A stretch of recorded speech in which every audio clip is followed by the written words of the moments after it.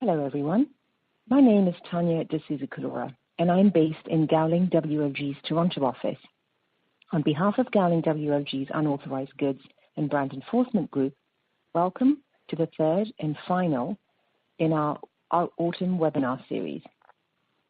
I'll be moderating this session on food fraud, a global view, contrasting the position in China, Canada, and Germany. All three of our webinars are available on demand for you to watch at your convenience. Joining us for this session are my colleagues from Gowling WLG's offices in Canada, China, and Germany. First, Louis Rettig, a partner in our Ottawa office who has advised clients on food-related issues for many years.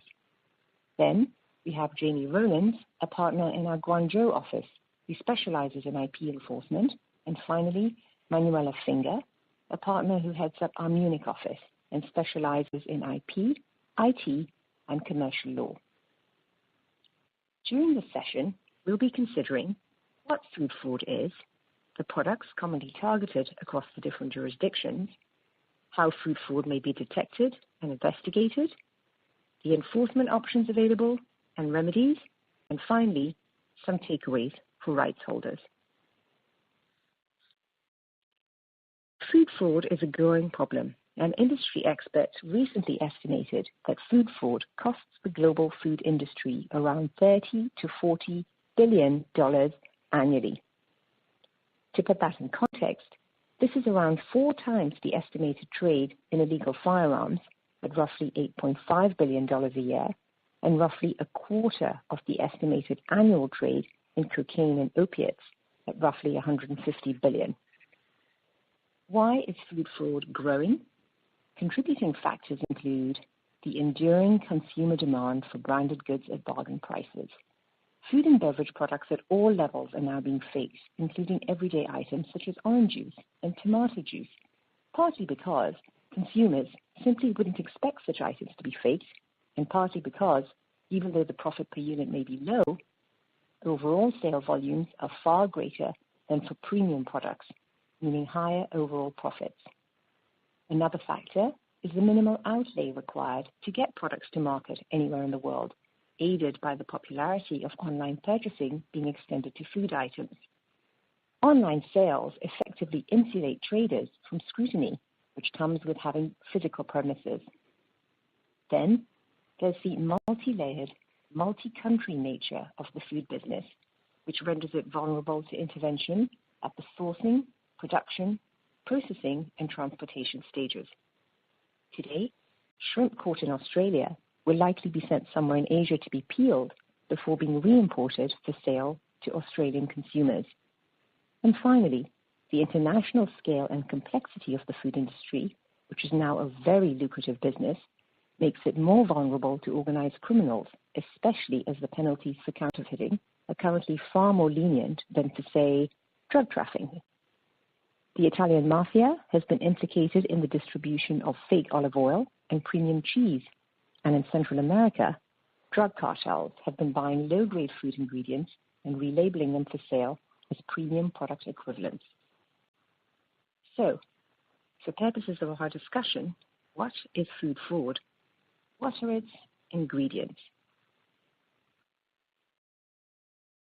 During our discussion, we're going to focus on economically motivated food fraud rather than, for example, terrorism-type fraud, where there is a deliberate intention to harm consumers. Specifically, adulteration, the lowering of the quality of a food by introducing an extraneous substance which may also be harmful, for example, sugar syrup in supposed manuka honey or ethanol in vodka.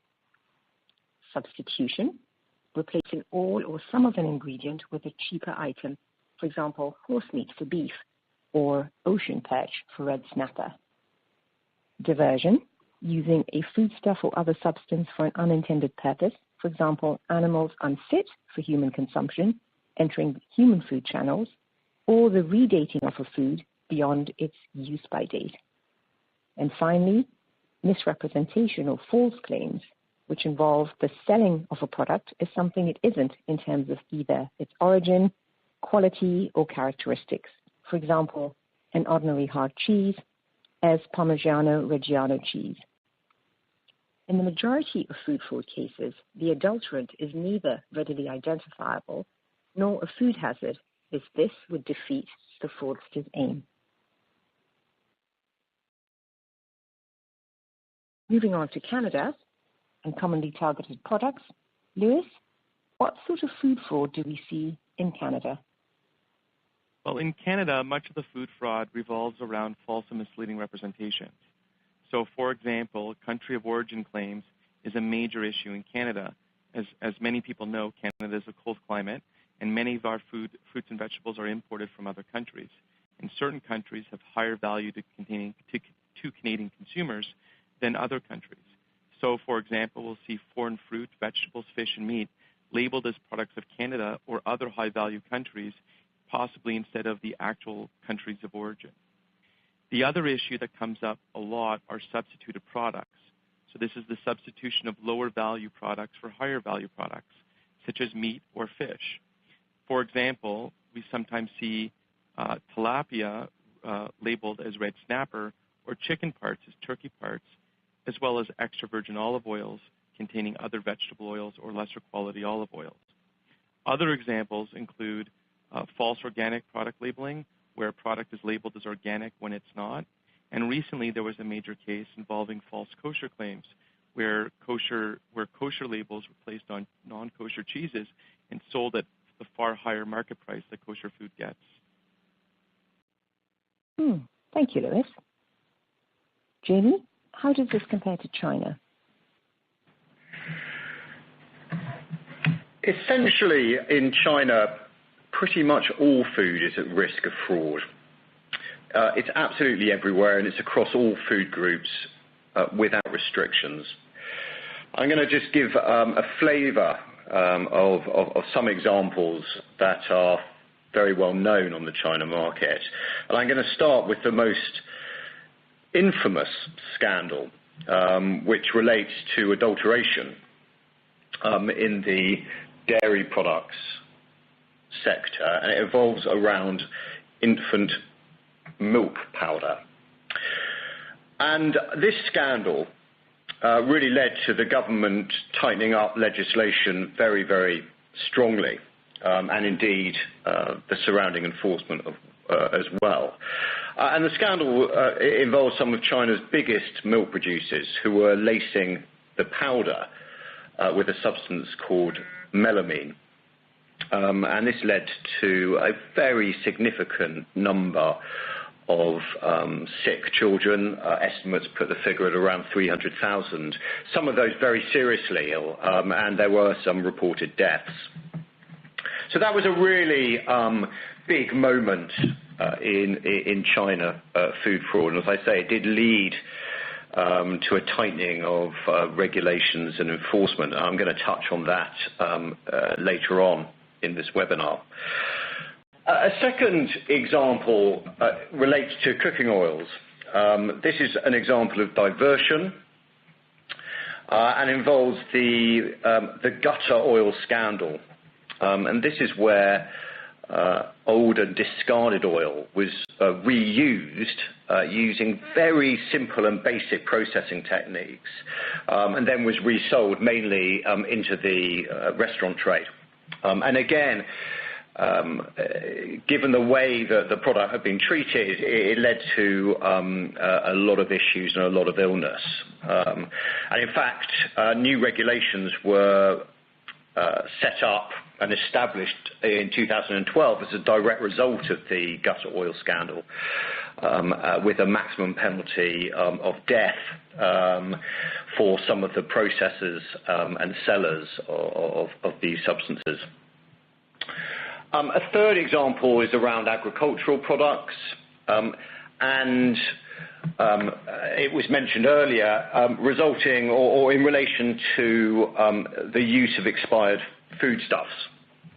And here we have two major brands that were recently caught up in a scandal in China. It was McDonald's and KFC, who both got caught up in a scandal involving their main meat supplier, who was found to be supplying local branches in China with expired meat products. So again, a very, very serious incident. This is something we see a lot of in China. I've also listed out health foods and supplements. Food supplements have become extremely big business in China. They fall now under the definition of health food. And with the very large and fast growing of the middle class, there's been a huge increase in the desire for what's known as health foods. And of course, there comes an opportunity. The opportunity for the food fraudsters to false certify and false label. So the consumer believes that they are purchasing genuine health food ingredients, but in fact substitution may well have taken place. And again, this is a regular occurrence in China. My final example revolves around alcohol, and wine is a particularly good example of this. Again, in China, there is a very well-known black market trade for empty bottles of genuine wine so that they can be refilled and recorked, and obviously refilled with much cheaper ingredients, but sold as Tanya mentioned earlier, a premium product, when in fact it is far from that. A leading wine importer estimates that approximately 30,000 bottles of fake wine are sold per hour in China, and that just gives an indication of the level of the problem out here in China. Thank you, Jamie. That's quite a scale to bear in mind. And Manuela, how do things look in Germany? What sort of things do you normally see? Yeah, in Germany and more broadly in the EU, the horse meat scandal of 2013 has been the wake-up call. It related to undeclared horse meat in beef products and started with beef burgers, which tested at 29% horse, revealed by the Food Safety Authority of Ireland. And one of the largest beef producers in Europe emerged very quickly in the course of the further investigations as being at the center of that scandal. And that processor then pointed the finger at continental suppliers, and the scandal extended to the whole supply chain. To give you an example, in the course of the further investigations, more companies were drawn in. A Scottish factory was later found to have supplied beef meatballs that were found to be up to 30% undeclared pork. An Irish processor found horse DNA at levels of 75% in meat labeled as frozen beef trimmings of Polish origin, and a further meat processor and trader was found to have a consignment of meat that tested as 80% horse in its cold store. Other commonly targeted products in Germany, in the EU, are very similar to what Louise and Jamie said before. Olive oil is probably the product most at risk of food fraud, and the rewards for adulteration are substantial. For example, if you use cheap pomace olive oil extracted from olive residue using chemicals, that sells for 32 pence per 100 milliliter compared with £1.50 for extra virgin oil. Or you can just simply use any other oil, not necessarily olive oil, color it green and make a lot of money out of it. Other popular and lucrative frauds include diluting honey with cheap sugar syrup. Passing off methanol as vodka is actually an example of where the role of criminal networks in the food chain has proven fatal. In 2012, more than 40 people were killed by methanol-contaminated vodka and rum in the Czech Republic, Poland, and Slovakia. Several persons also died elsewhere in the EU, and many others suffered permanent health damage.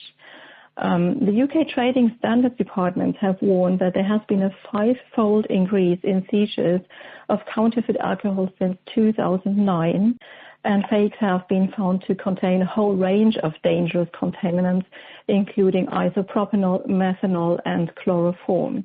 And just recently in Germany, in the beginning of 2017, the German Customs Investigations Office discovered vodka containing 15-gram methanol per liter. That means it exceeded the admissible limit 400 times. And finally, other examples include mixing inferior rice with premium basmati, or as my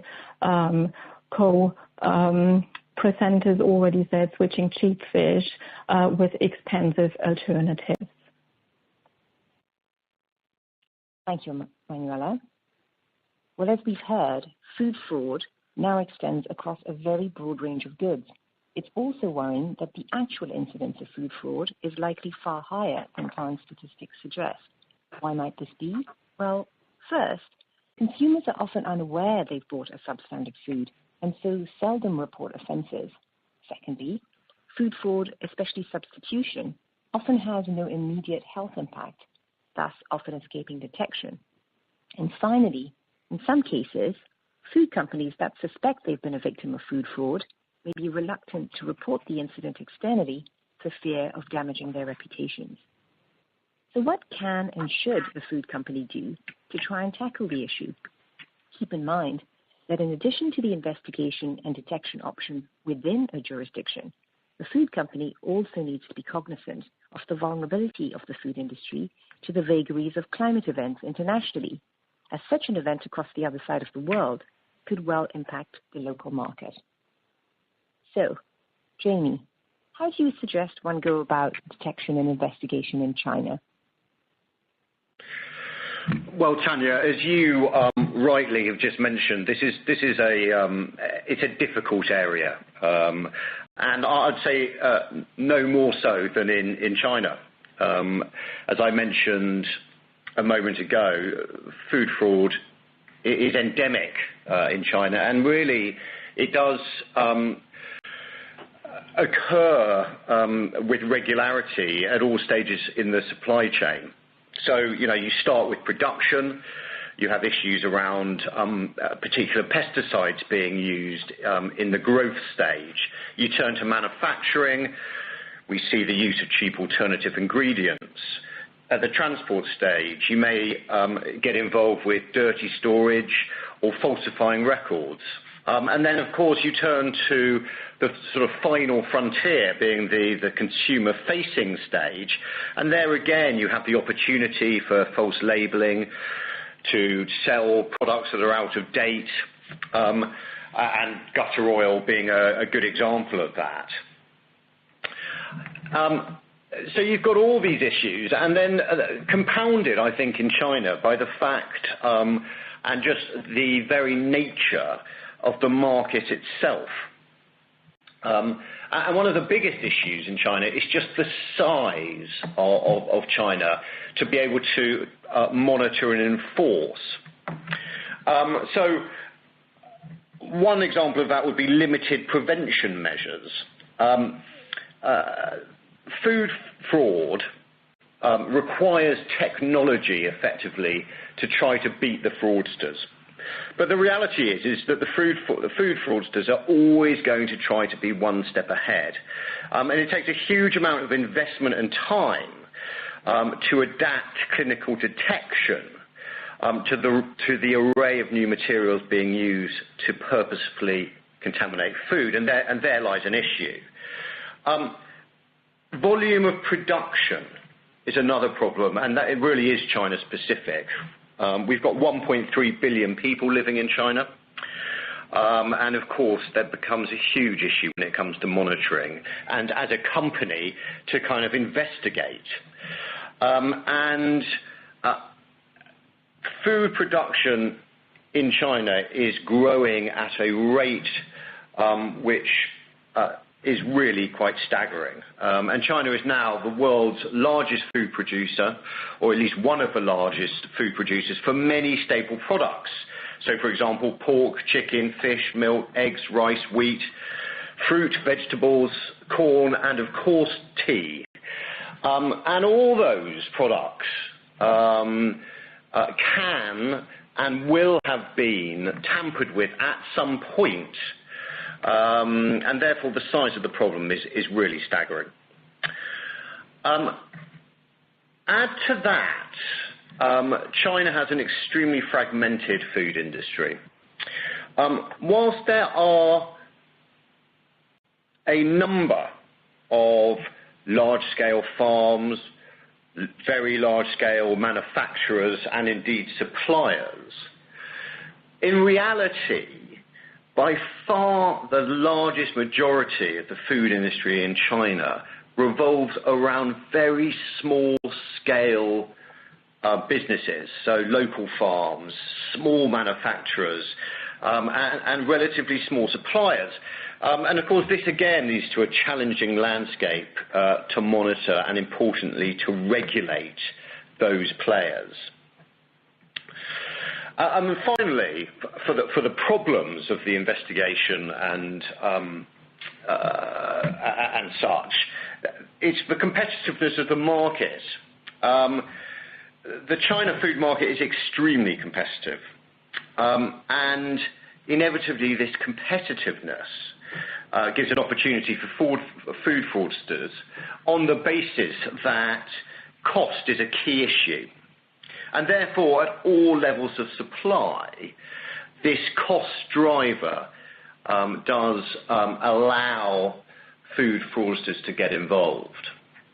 And so these are all significant problems for the China market. And so one has to think about what one can do within that context. And it's not all bad news, and there certainly are things being done and things that can be done on the China market. I mean, I think one of the most important things is quite a generic point, really, but it's what I would describe as use of internal and external intelligence. And so internally, there needs to be education within companies, and there needs to be procedures set up, such as whistleblowing regimes, to try to make food fraud as transparent as possible, and ultimately this can help investigation and detection. But it shouldn't just be internal, it should be external as well. And so there are means and facilities that can be used in order to help detecting food fraud.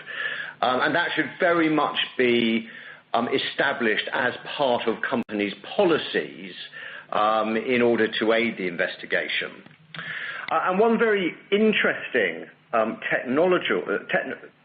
technological development that's been seen recently in China is something that Walmart is currently doing, and they are using blockchain, the technology most usually used in relation to Bitcoin.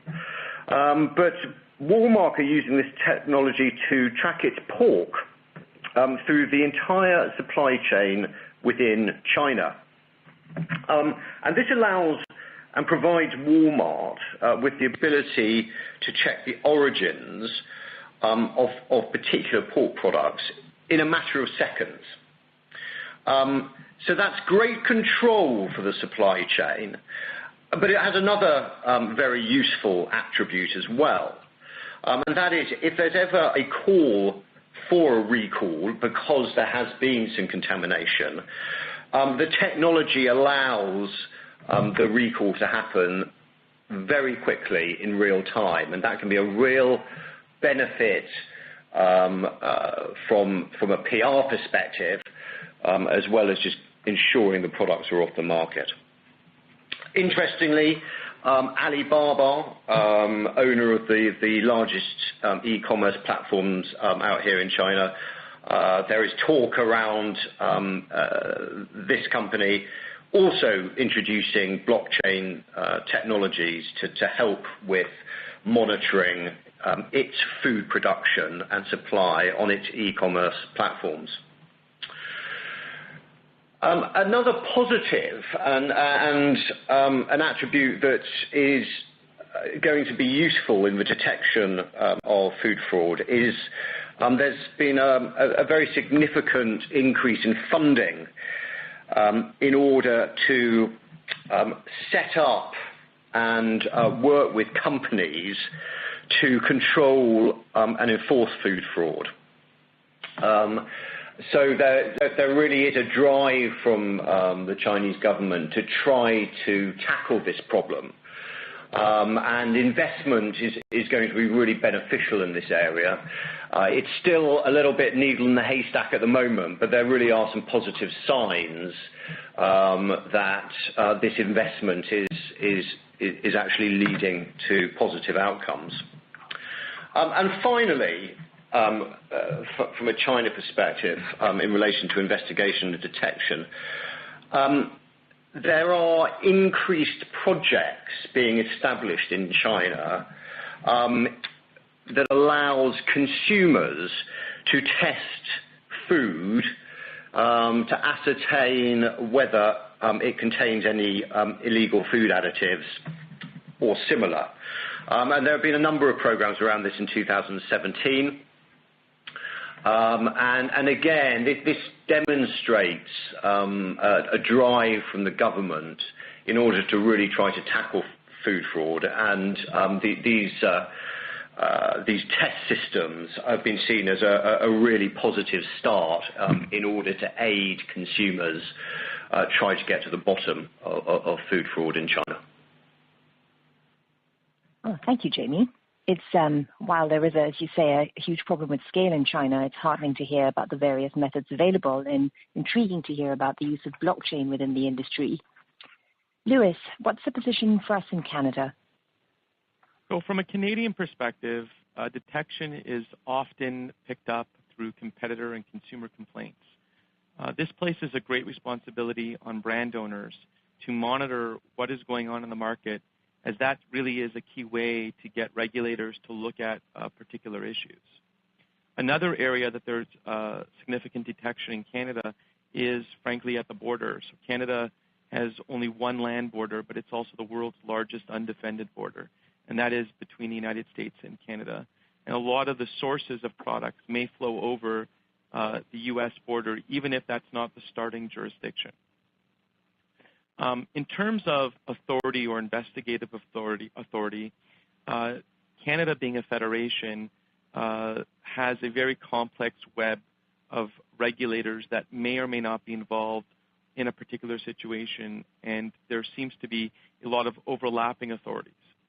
At a high level, when we talk about food fraud issues, strictly speaking with respect to food, the two levels of government, you have the federal level, where you have the Canadian Food Inspection Agency, and they will typically investigate with respect to interprovincial and international trade.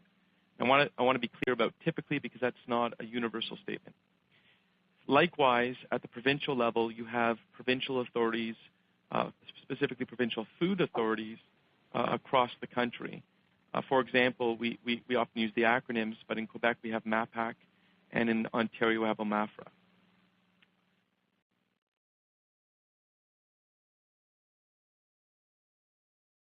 So with respect to other food fraud issues, the Canadian Food Inspection Agency has the jurisdiction to investigate false and misleading representations or labeling in violation of the Consumer Packaging and Labeling Act as it pertains specifically to food. Now, as we discussed, the CFI does not have a universal jurisdiction, just as neither do the provincial authorities. So in Canada, we also have the Competition Bureau. And the Competition Bureau also has the authority to investigate violations of the Competition Act. And the Competition Act regulates both false and misleading representations and fraudulent performance claims. The importance or the significance of the Competition Bureau and its role is that under the Competition Act, the fines available to it are much more significant than with respect to the Food and Drugs Act, which is the act that regulates food. For example, you could have fines up to $10 million per incident with respect to false or misleading representations under the Competition Act. And you also have the various provincial authorities that may investigate issues under consumer protection legislation.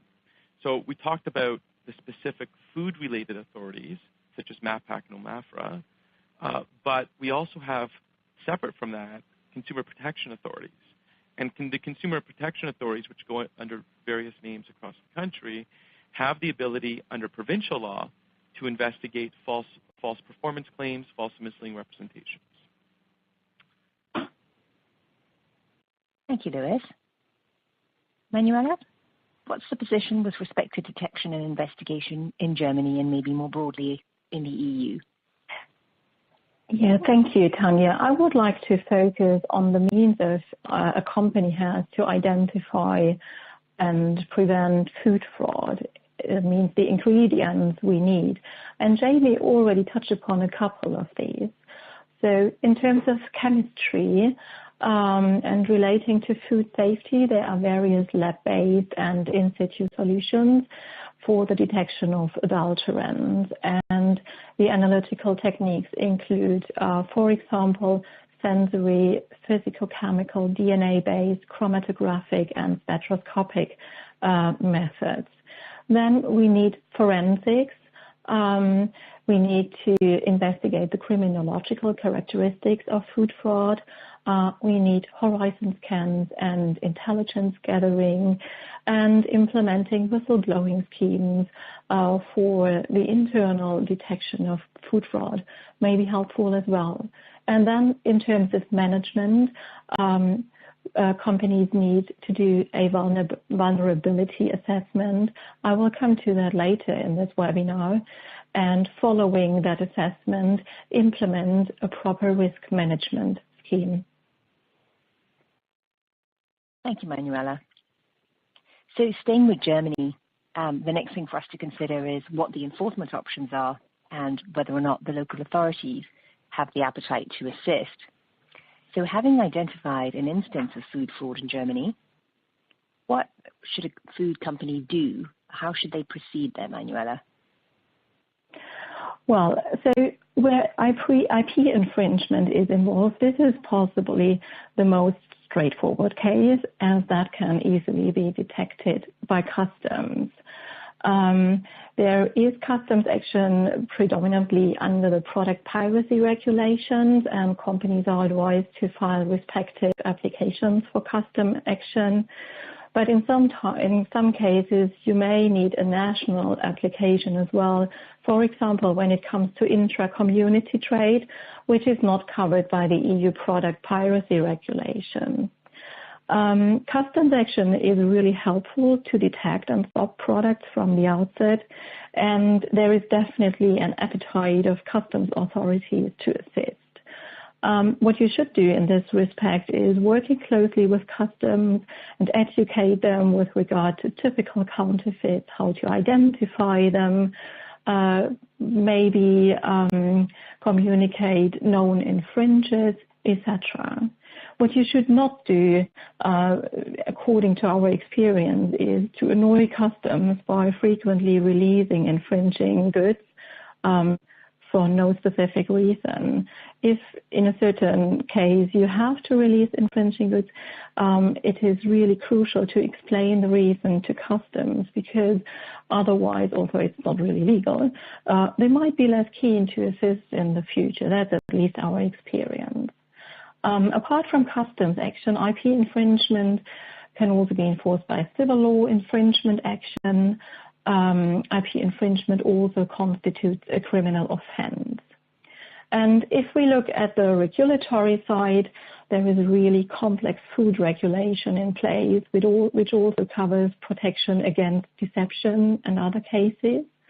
Again, customs can stop food or means of transportation with food in the case of import, export, or while in transit. There is also the possibility of initiating civil law action, because many regulatory offences at the same time establish a violation of unfair competition or establish an act of unfair competition.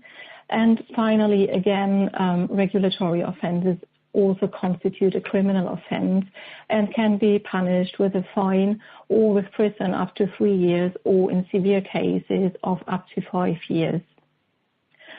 That's more on the local side. And then I would like to alert you also to developments within the EU. And the EU Commission has adopted the Official Controls Regulation in 2017, which replaces the old regulation on official controls of 2004. And the aim of that updated regulation is tackling the growing phenomenon of food fraud, improving food traceability, and restore consumer trust in the integrity of the agri-food chain.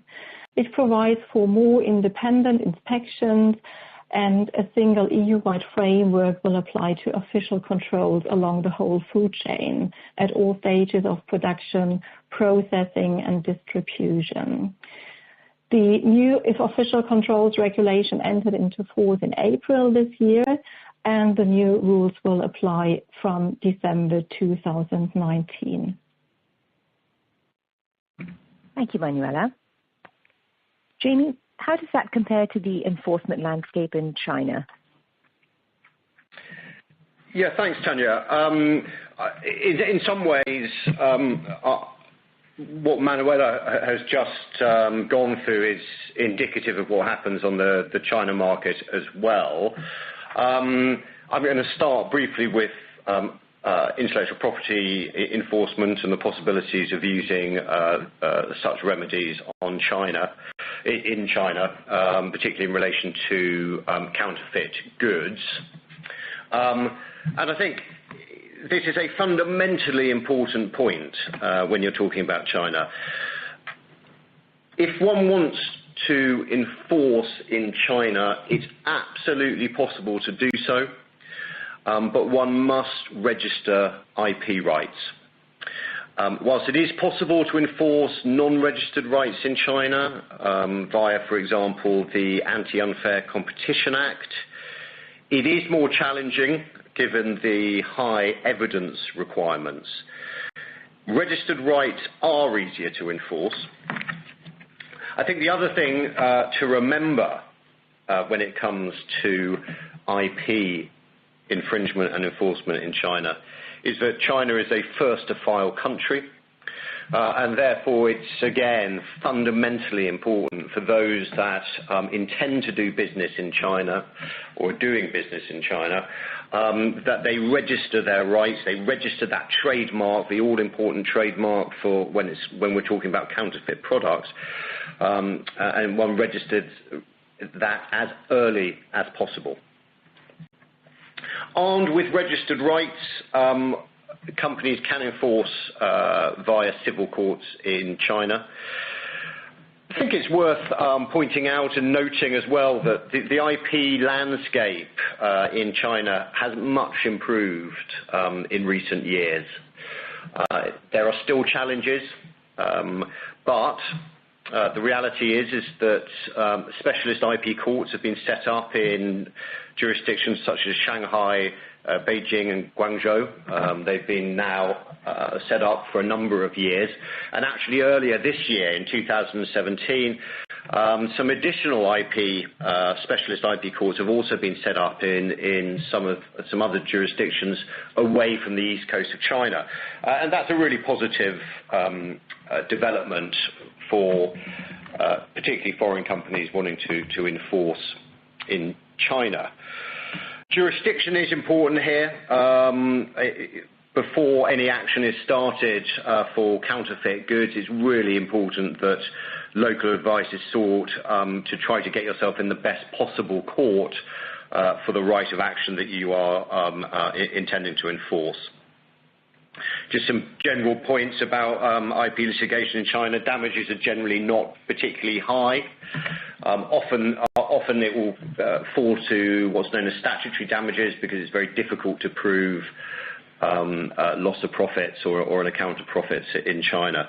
But importantly, for IP enforcement, final injunctions are almost always awarded if the plaintiff wins at trial. And that final injunction can be very valuable indeed, particularly if it relates to counterfeit food products, which may be damaging or have health issues.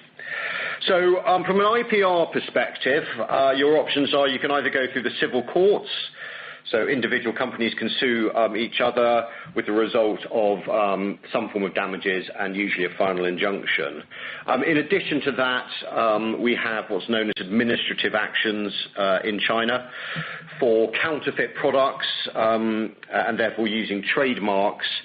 One can make applications to local AICs, that's the Administration of Industry and Commerce. One goes armed with the necessary evidence to show that there is sufficient evidence around infringement, and then the local administrative authority will effectively take control of that case with the ability to raid premises, to fine and confiscate and or destroy infringing goods. And the benefit of an administrative action from an IPR perspective is that they're relatively quick and indeed relatively cheap as well. So a good form of enforcement to know about and certainly to use in China. There are indeed criminal enforcement is possible for IPR enforcement for what's known as serious infringements. In relation to what serious means, that depends on the facts. But for food fraud, particularly around health issues, seriousness can come into play as a relatively standard practice, and that can result in a fine or prison. Manuela mentioned customs in relation to Germany and Europe. The same goes for China. Customs generally are pretty proactive in China, and given that so much counterfeit goods originate in China, customs is a very, very good tool to ensure that those products effectively stay on the China market and do not flood into jurisdictions around the world. So recording one's rights at customs, as Manuela said, educating customs, really spending that time investing in ensuring that customs are as well briefed and understand a company's rights is incredibly valuable. And certainly on the China market is something that we would always recommend is done. So now moving on to the regulatory side through food law rather than IPR. Food laws in China are made up of a complex mix of what I would call key umbrella legislation and then administrative regulations, both at a state level and local regulations as well. And that means there is a myriad of different regulations making the food law regime quite complex in nature. However, the main law around food safety in China is China's food safety law. It was introduced in 2009, really off the back of the milk powder scandal, and it really made regulations and enforcement much more robust. It's been amended a number of times, most recently in October 2015. And that, as the sort of market has developed, so too the law has been catching up. So it now deals with e-commerce platforms and food fraud and such issues as traceability. Under the food law, there are penalties that can be enforced at a civil level. Customer level can take private actions against producers, and I'm going to touch on that in a little while, but also administrative actions and indeed criminal actions can be started under food law enforcement. How proactive are local authorities in China? I think in many ways China is similar to the rest of the world. There are There are authorities, local organizations that can be very, very proactive depending on the nature of the issue that they need to deal with. I think what has given some credence and sort of belief in proactivity in China is the fact that food fraud has become such an important political issue. President Xi Jinping really has raised food fraud and food safety to a sort of top level issue, and therefore local authorities do need to take it seriously. And once you add into the mix the fact that a lot of food fraud can lead to health issues, generally speaking, proactivity of local authorities in China in this area is relatively positive. Thanks, Jamie. So turning to Canada, the position, certainly with respect to IP infringements, is not dissimilar to that in China and Germany. Food fraud can likely constitute an IP infringement, such as trademark infringement or copyright infringement. Sometimes there may be design infringement. And of course, it's important to ensure that you have the appropriate registrations in place.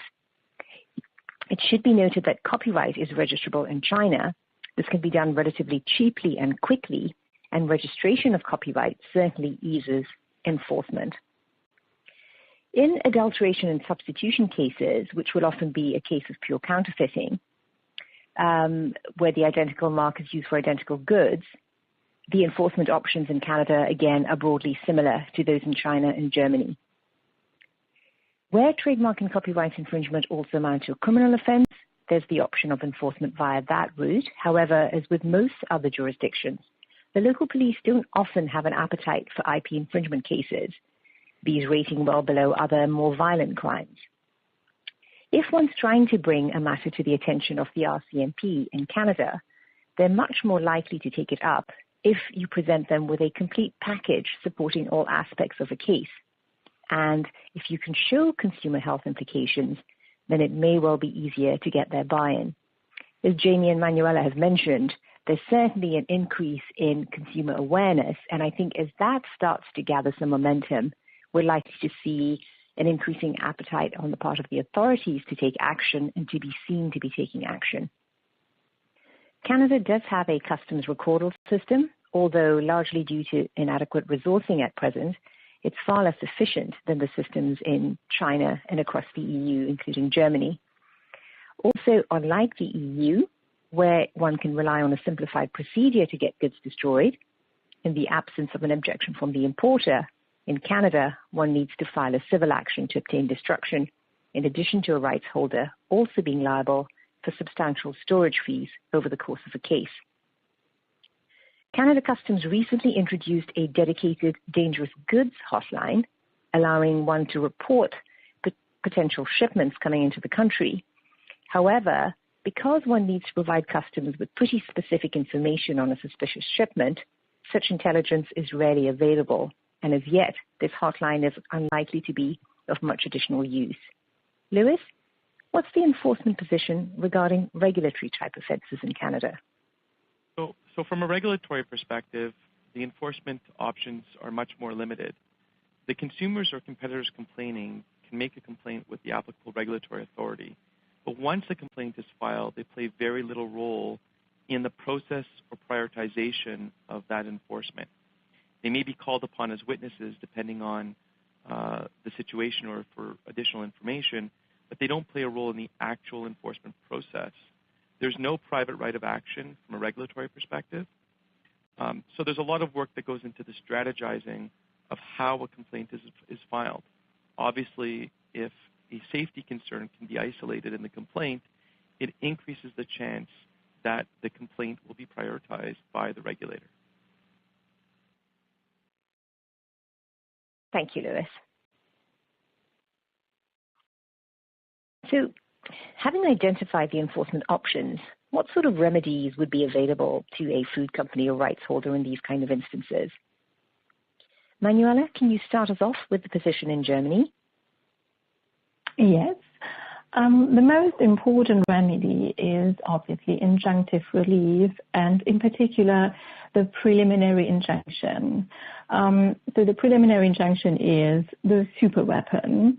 It is really powerful, as if all goes well, you may be able to obtain a preliminary injunction without an hearing, without an oral hearing, and without any hearing of the defendant within 48 hours, and you can then have the infringing goods off the market immediately.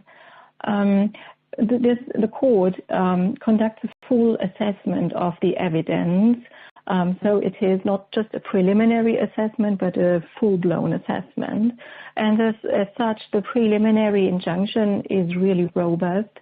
And that means that in many cases, the parties then settle overall following a preliminary injunction being rendered, and there is no need to actually initiate regular court proceedings.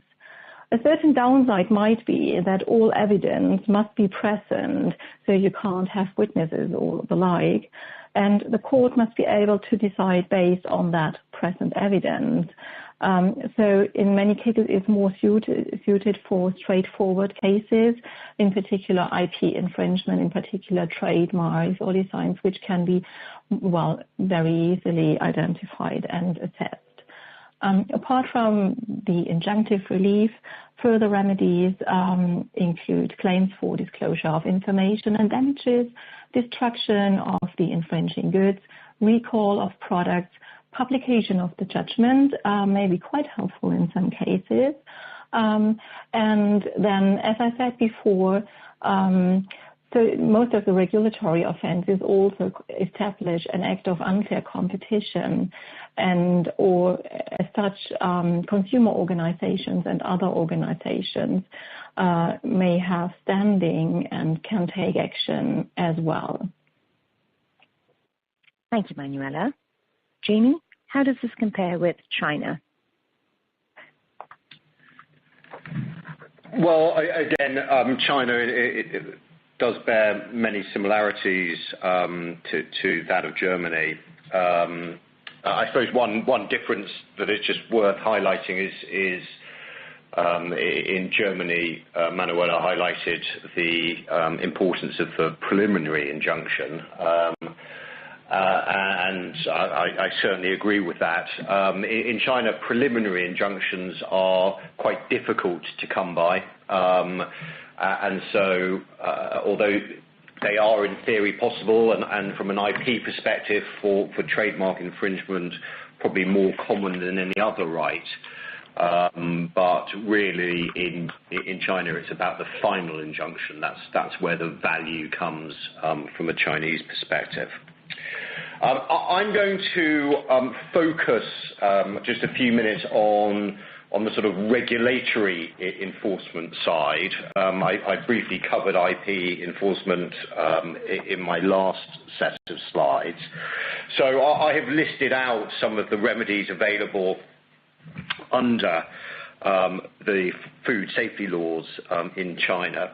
And they're quite wide-ranging, so you can get a product seizure if there has been a breach of food safety laws, production line closures as well. So effectively, it's for shutting down of the operation. Fines have been quite well defined under the law in China. So, for example, when it comes to producers and distributors that are in breach of the food safety laws, they can be fined between 50 and 100,000 RMB, which is around $7.5 to 15,000 US dollars. And that's an amount if the total of the food, which has effectively been contaminated, is less than 10,000 RMB. So obviously the fine is considerably more than the value of the food as an incentive not to breach. And if the value of the food, the contaminated food, is higher than 10,000 RMB, then there is a fine, or a fine can be imposed between 10 and 20 times the value of that food. So that can get into fairly serious amounts of fines for the producer. Other remedies available, so you can go as far as revoking a business license, and that does happen. And in addition to that, for a company that has lost its license, in theory, it is possible that senior members of that organisation can also be banned from working in the food industry for up to 5 years. And other issues such as blacklisting and public announcements in relation to the fraud, so ensuring that effectively the companies take culpable responsibility. Again, all good incentives to try to reduce the amount of food fraud in China. In addition, under the food safety law, as I mentioned briefly previously, a consumer can actually take a private action against a producer or distributor of non-compliant food, and that's done through the civil courts. And effectively, the consumer can seek damages of up to 10 times the purchase price of the relevant food, or 3 times the damage caused as a result of the purchase of that food. And finally, from me, again, under the food safety laws, there is also a criminal perspective. The food safety law requires that China's Food and Drug Authority and any other relevant administrative agencies, they effectively have an obligation to report suspected food crimes to the Public Security Bureau. That's the PSB, which effectively deals with criminal actions in China. And then the PSB has its own obligation then to investigate. And certainly at its most serious, under food safety laws, the death penalty is available in very narrow circumstances. Thank you, Jamie. So moving on to Canada, the remedies available are largely similar to those in Germany. Preliminary injunctions can be tricky to obtain in IP infringement cases, as they require the demonstration of irreparable harm. But that may well be easier in food fraud cases where a damage to reputation could be argued. Permanent injunctions tend to be granted in almost all IP infringement cases. As Jamie says, that's similar to the position in China. And where a trademark infringement or copyright infringement amounts to a criminal offense, fines or a custodial sentence may well be handed down. Lewis, what are the likely remedies on the regulatory side in Canada? From the regulatory perspective, there really is no private right of remedy, as discussed before, or right of action beyond actually launching the complaint with the appropriate authority. And this again highlights the importance of crafting the complaint to highlight any safety concerns, to persuade the regulators to act on the complaint. Thanks, Lewis.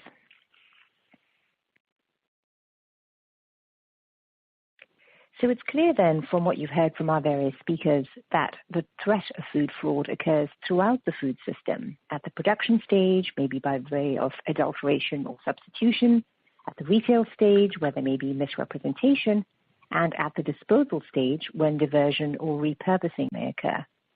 To finish off, we'd like to leave you with some takeaways, points a food company should bear in mind in looking to tackle the problem. Lewis, please start us off with some takeaways from your perspective. Absolutely. So the first takeaway I would highlight is to be proactive. Given that, at least from a regulatory perspective, the enforcement is driven very much by complaints, it's important that companies and brand owners actually monitor what's happening in the market. Second, If it's not recently done, audit your IP portfolio and plug any gaps. Third, implement an offline and online brand protection program. Fourth, know your ingredients and the products and the risks associated with those ingredients and products. Know your suppliers and know your supply chain, and conduct rigorous risk and resilience assessments, otherwise known as good importation practices. Lastly, educate your customers on where your products are typically sold, how to spot imitations, and equip them with an easy method which to promptly alert you should they encounter a suspicious product. Thanks, Lewis. Manuela? Yeah, I'm going to repeat a couple of things Lewis just said. But in the first instance, adopt a food fraud prevention process. So, as mentioned earlier, conduct a vulnerability assessment and identify your exposures. Then, based on that, develop and implement your mitigation strategy and review that regularly for any changes that may be required. The mitigation measures may include raw material specifications, a surveillance plan. As Louis just said, look at your supplier relationship, at trusted suppliers, and look at the supply chain transparency and maybe simplify the supply chain. Then, as mentioned earlier, educate and work closely with customs as to typical counterfeit products, as to known infringers, characteristic of authentic and counterfeit products. And last but not least, educate your customers and then always act quickly and get a reputation of really going after infringers. Great. Thank you, Manuela. Jamie, what takeaways would you like to leave our audience with? Well, Tanya, I'm glad to say that it looks like Canada, Germany, and China are pretty much on the same page when it comes to takeaways. And I fear I may just be repeating what has already been said.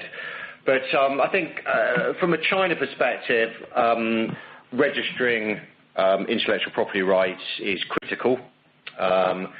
So I think that's probably the most important takeaway from a China perspective. If you don't have registered rights, it is going to be difficult to enforce in China. So do look at your portfolio and get rights registered as quickly as possible. Full engagement with supply chain, it's been mentioned already. I won't harbour the point, but it is very, very important. Selecting credible and accredited suppliers.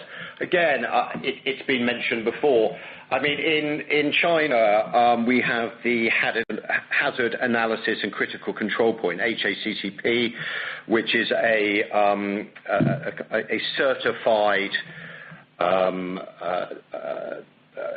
accreditation, and just ensuring that your supply chain is as qualified and robust as possible is going to put food companies in the best possible position going forward.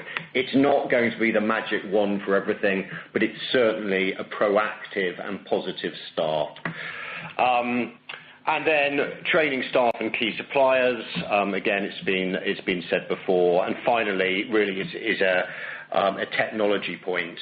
There is fantastic technology out and available today. Blockchain is a great example, but it's certainly not the only mechanism that can be used. Where is it possible to implement technology to improve control and management of the supply chain? It really should be put in place as quickly as possible. Thank you. Thank you, Jamie. And thank you to each of you for presenting. And thank you to our audience for listening. We've included contact information for each of our speakers in the slide deck, as you'll see. So if you have any questions and follow-up, we'd be happy to address them. Goodbye for now.